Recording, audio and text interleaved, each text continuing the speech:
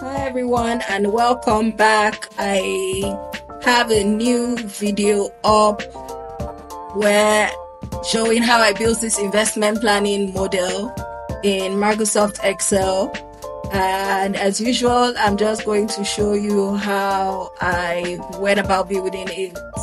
The final version in this final version shows some formatting enhancements. You will notice I didn't show when I made the background of the assumptions panel blue and a couple of things which I'll still talk through later on. So first things first, I set up my working area, essentially adjusting the rows and columns to match the size of the dashboard. It's not really a dashboard, it's a model I'm building, but essentially I'm setting up the visual panel like I'll set up the dashboard. And then of course I create the area for the heading, and I then go on to just create the area for the assumptions panel. So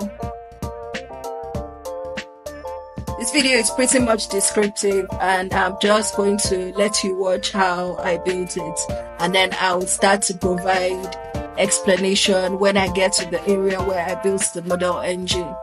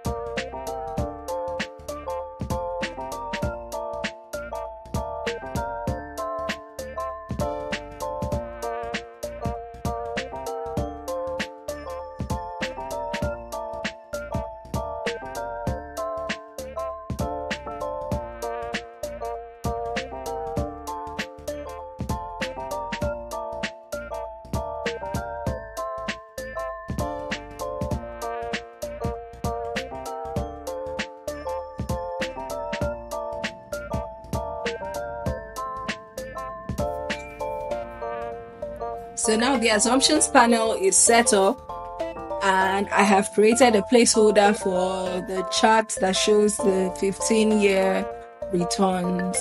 And I'm just putting in dummy values, just get everything started, and so that I have something to start working with as I go into building the engine.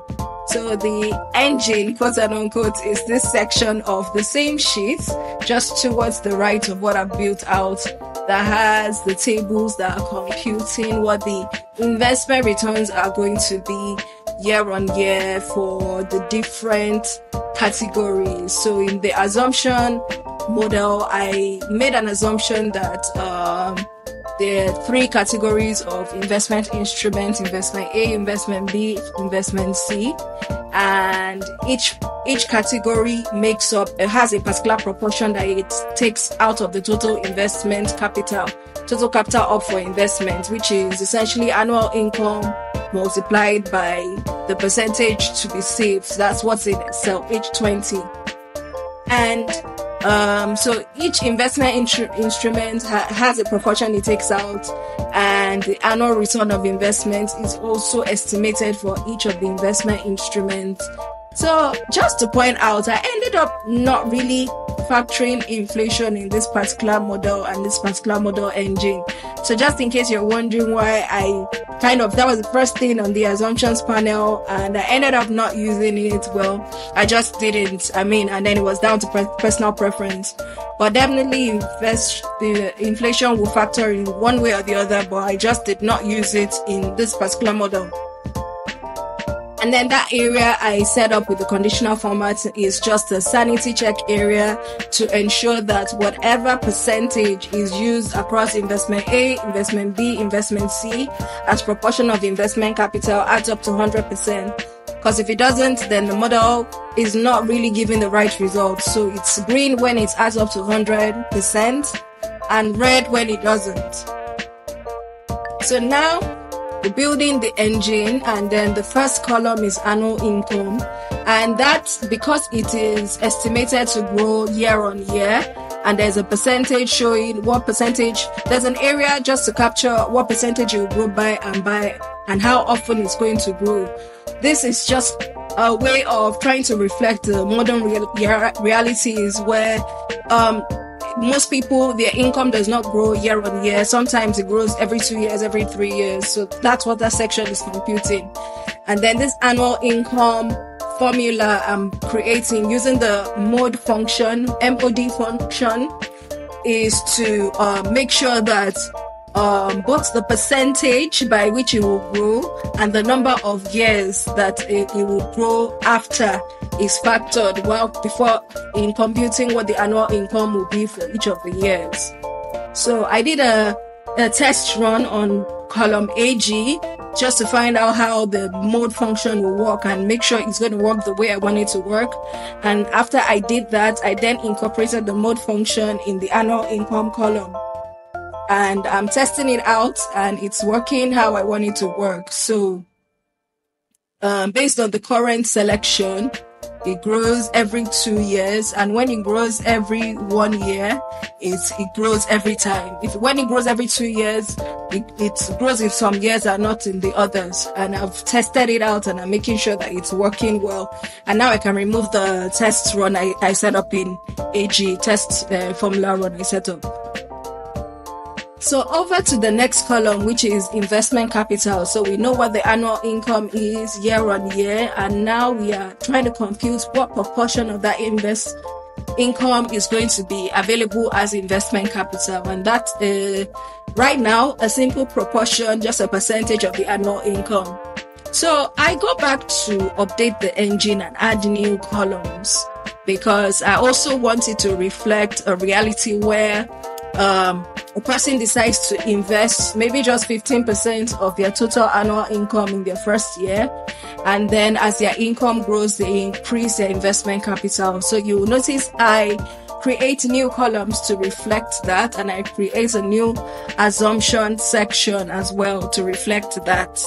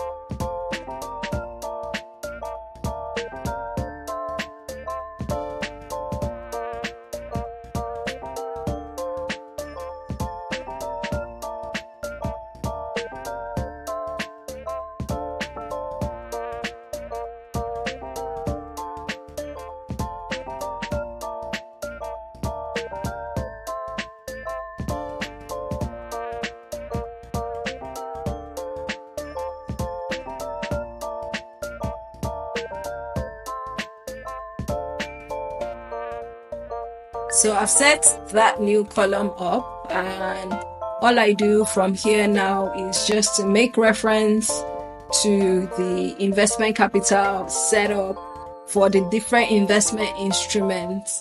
And I use that to reference what the computation for the first year will be. And once that is set up, I basically just drag the formula down. So if you think about it, this particular investment planning model can definitely be more complex than this, because this particular model assumes that all investment proportion for each particular investment capital will, as a setup in year 1, it will just remain the same way all the way to year 15, which usually is not true to reality, but that's the assumption in this model. And that's why whatever formulas I set up in year 1, I essentially just drag them down for the rest of the 15 years. So definitely this model can be more complex, but again, this is a 20-minute video and I want to just do a very simplified model. Likewise, this also assumes annual return on investment stays the same year on year. You can also think of it as an averaged out annual return on investment, but it also makes the assumption that the annual return is static year on year for 15 years. So yeah, essentially those, and that's why you notice that once I just put in the formula for the first year, I drag it down for the rest of the years.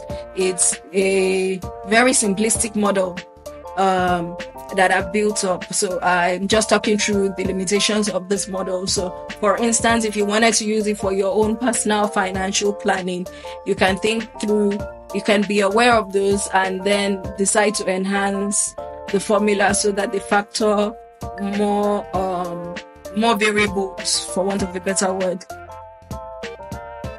So now, because it was a simple